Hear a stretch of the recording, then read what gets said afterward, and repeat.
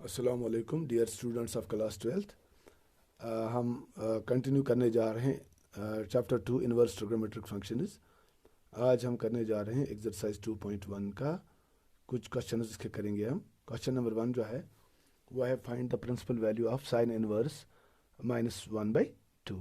इसका principal value हमने निकालना है। तो मैं लिखूँगा यहाँ पे साइन इनवर्स -1/2 इज इक्वल। पहले मैं देखूंगा कि पिछले लेक्चर में हमने क्या पढ़ा।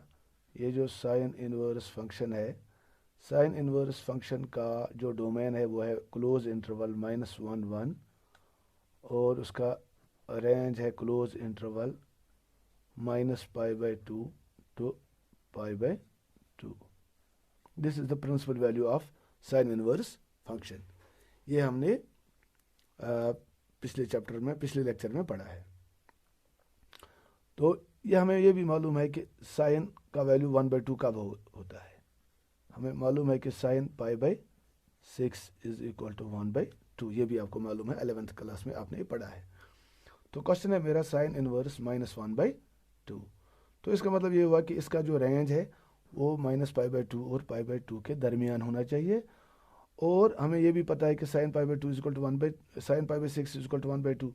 तो मैं लिखूंगा साइन इनवर्स -1/2 के बदले साइन इनवर्स -1/2 के बदले मैं लिखूंगा माइनस साइन π/6। माइनस तो माइनस ही है और 1/2 किसके बराबर है, साइन π/6। तो ये आएगा sine inverse minus sine π/6 that is further equal to. अब आपको मालूम है कि साइन माइनस कब होता है, ये माइनस साइन π/6 है। मैं चेक करूंगा माइनस साइन π/6। क्वाड्रेंट्स का इल्म आपको है ही, 11th में पढ़ा है।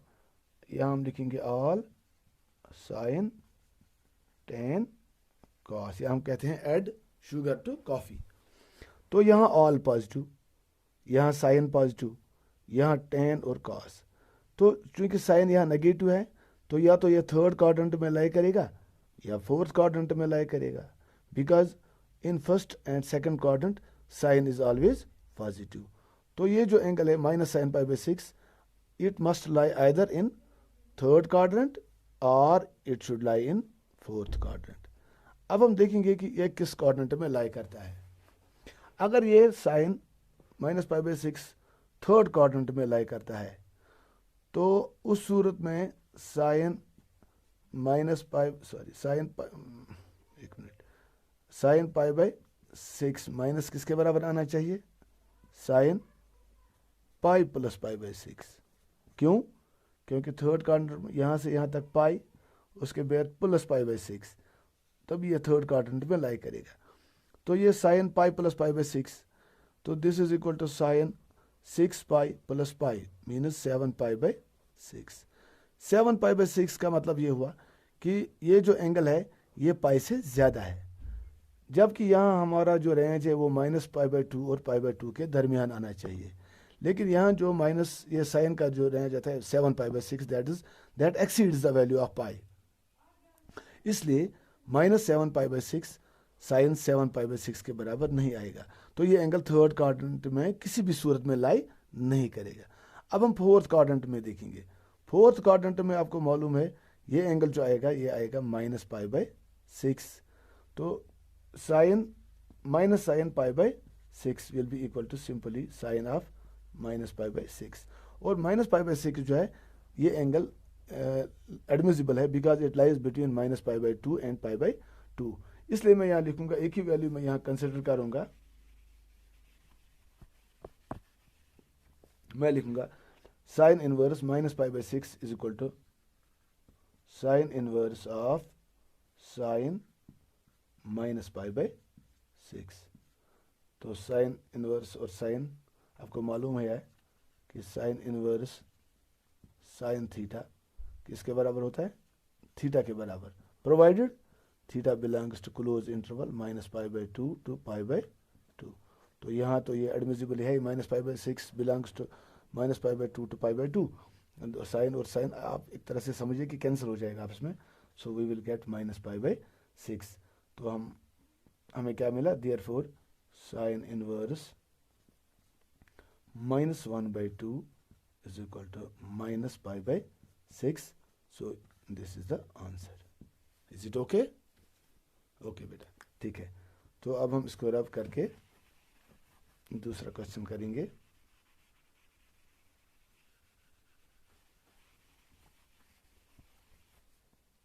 दूसरा क्वेश्चन क्या है हमारा? Find the principal value branch of cos inverse √3/2। अब हम थोड़ा पिछला सबक याद करेंगे। cos इनवर्स जो है, cos इनवर्स का भी प्रिंसिपल वैल्यू क्या होता है इसका? फ्रॉम क्लोज इंटरवल -1 1, और इसका रेंज होता है क्लोज इंटरवल 0 π। साइन इनवर्स का होता है -1 1 टू -π/2 टू π/2, लेकिन कॉस इनवर्स का होता है डोमेन -1 1, और उसका रेंज होता है क्लोज इंटरवल 0 टू π। अब यहाँ कॉस इनवर्स √3/2, इसको हम √3/2 को कॉस में जब कन्वर्ट करेंगे तो आपको मालूम है कि कॉस π/6 किसके बराबर होता है? √3/2 के बराबर।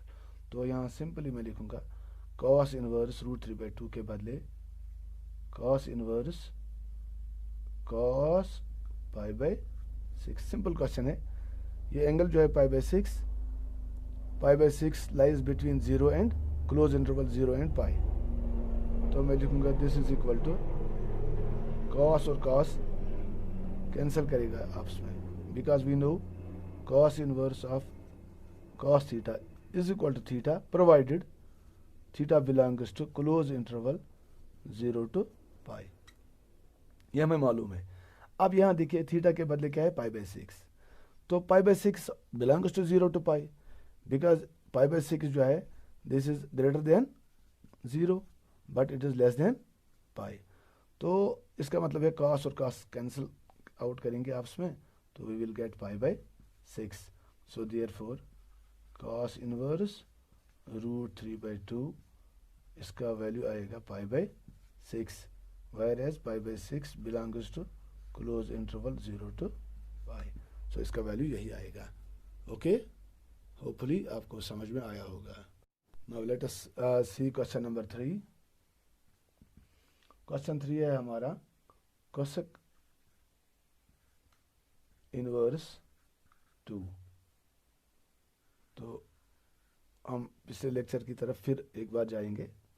हमें मालूम है कि कोसेक इनवर्स फंक्शन जो है, कोसेक इनवर्स फंक्शन, इसका प्रिंसिपल वैल्यू ब्रांच जो होता है वो होता है r -1 1, पूरा real set except the open interval -1 1, और इसका रेंज जो होता है वो क्या होता है?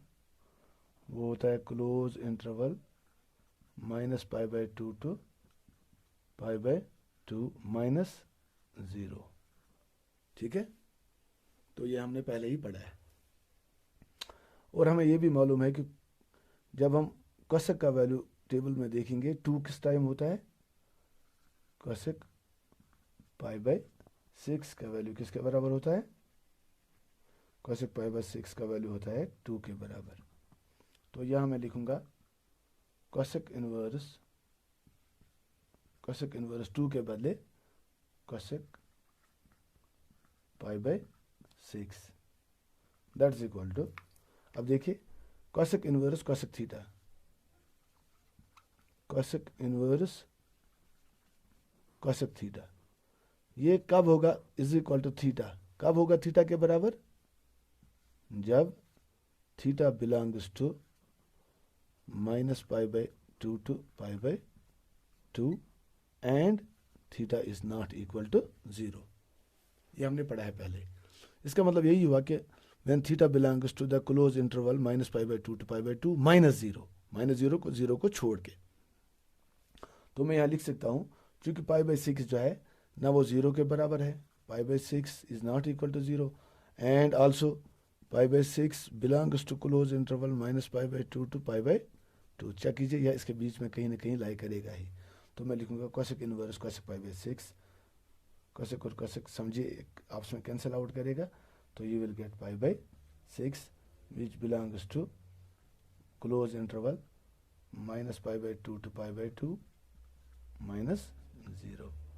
Therefore cosec inverse 2 का प्रिंसिपल वैल्यू आएगा pi by 6. Is it okay? Okay. So let us see now question number 4. Question number 4 जो हमारा है वो है tan inverse minus root 3. हमें मालूम है कि tan inverse फंक्शन जो है, tan inverse फंक्शन का उसका प्रिंसिपल वैल्यू ब्रांच जो होता है वो होता है r to real set to open interval minus pi by 2 to pi by 2. ये हमें पता है और हमें ये भी पता है कि tan का वैल्यू √3 के बराबर कब होता है, tan pi by 3. वैल्यू आप याद कीजिए 11th का वैल्यू टी रेशियो टेबल आपको बनाना आता होगा, तो tan pi by 3 जो होता है दैट इज इक्वल टू √3. तो मैं लिखूंगा tan inverse minus √3 is equal to tan inverse minus √3. मैं लिखूंगा माइनस √3 के बदले में लिखूंगा tan pi by 3. अब tan कब माइनस होता है, चेक कीजिए. ऐड शुगर टू कॉफ़ी, यहाँ ऑल पॉजिटिव, यहाँ tan पॉजिटिव. tan नेगेटिव होगा या किस क्वाड्रेंट में, या क्वाड्रेंट सेकंड में या क्वाड्रेंट नंबर 4 में. लेकिन हमें पता है कि इसका रेंज होता है minus pi by 2 to pi by 2. This is minus pi by 2 and this is pi by 2. तो ये वैल्यू आएगा एंगल का. इसका मतलब है कि ये वैल्यू जो है this is rejected outrightly. Second quadrant में किसी भी सूरत में ये एंगल लाई नहीं करेगा. इट मीन्स दैट ये डेफिनेटली लाई करना चाहिए किस एंगल में, किस क्वाड्रेंट में, क्वाड्रेंट नंबर 4 में, बिकॉज ये इसका रेंज जो है वो इसी इन दो क्वाड्रेंट्स में लाई करता है. तो एंगल यही आएगा. दैट मीन्स इसमें जब आएगा तो हमें मिलेगा minus pi by 3.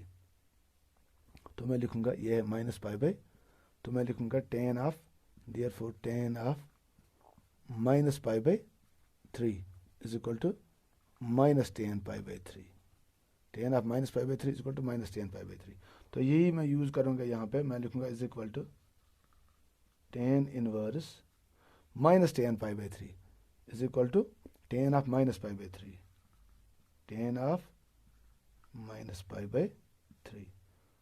तो that is equal to tan और tan कैंसिल आउट हो जाएंगे. You will get minus pi by 3 because हमें पता है कि tan inverse of tan theta किसके बराबर कब होगा, थीटा के बराबर, is equal to theta when theta belongs to open interval minus pi by 2 to pi by 2. तो ये minus pi by 3 जो है, minus pi by 3 lies between open interval minus pi by 2 to pi by 2. सो हमने क्या निकाला, therefore tan inverse minus √3 is equal to tan inverse minus √3 is equal to minus pi by 3 which belongs to open interval minus pi by 2 to pi by 2. So that's all. आपको समझ में आया होगा. Thank you very much. Okay, अल्लाह हाफिज़. अब हम question 5 करते हैं. क्वेश्चन 5 है find the principal value of cos inverse -1/2. हमें मालूम है कि cos इनवर्स फंक्शन जो है उसका प्रिंसिपल वैल्यू ब्रांच होता है बिटवीन क्लोज इंटरवल -1 1, इसका डोमेन होता है और उसका रेंज होता है 0 to pi. अभी हमने ये क्वेश्चन किया. और हमें ये भी मालूम है कि cos का वैल्यू जो है वो 1/2 कब होता है, जब एंगल का वैल्यू π/3 होता है. cos π/3 is equal to 1/2. तो मैं लिखूंगा cos inverse -1/2 is equal to cos inverse -1/2 के बदले में लिखूंगा cos π/3.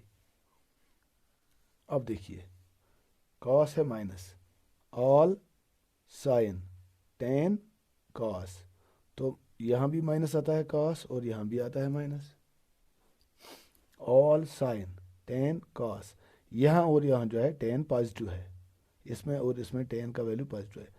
क्वाड्रेंट नंबर सेकंड और थर्ड में कॉस का वैल्यू नेगेटिव आता है। तो ये आएगा कॉस जो है कॉस पाई बाई 3, ये आएगा या तो ये किस एंगल में लाई करेगा, सेकंड क्वाड्रेंट में लाई करेगा या थर्ड क्वाड्रेंट में लाई करेगा। लेकिन यहाँ जो रेंज है प्रिंसिपल वैल्यू फंक्शन का रेंज जो है प्रिंसिपल वैल्यू का ब्रांच का जो रेंज है वो है 0 to pi. 0 means this and pi means this. तो ये एंगल यहाँ से यहाँ लाई करेगा। It means that pi plus something outrightly reject होता है। तो cos pi plus pi by 3 का वैल्यू नहीं आएगा, इसलिए क्या आएगा, इसका वैल्यू आएगा कॉस का तो मैं लिखूंगा यहाँ पे कॉस माइनस पाई बाई 3। हाँ, cos inverse cos minus pi by 3, sorry pi minus pi by 3, this is pi, ये माइनस पाई बाई 3। तो cos inverse cos pi minus pi by 3 because cos of pi minus theta is minus cos theta. So cos of pi minus pi by 3 will be cos of minus pi by 3. That will be equal to cos inverse cos 3 pi minus pi divided by 3. That will be equal to cos inverse cos 3 minus 1 is 2 pi by 3. 2 pi by 3. Cos और cos cancel, you will get 2 pi by 3. क्योंकि हमें मालूम है 2 pi by 3 जो है it lies between 0 and pi। आपको मालूम है कि cos inverse cos theta is equal to theta provided theta belongs to close interval 0 to pi। चूँकि 2 pi by 3 जो है ये it lies between 0 and pi, therefore cos inverse cos 2 pi by 3 is equal to 2 pi by 3। hence therefore cos inverse minus 1 by 2 is equal to 2 pi by 3 इसका value आएगा। Okay, अल्लाह हाफिज़।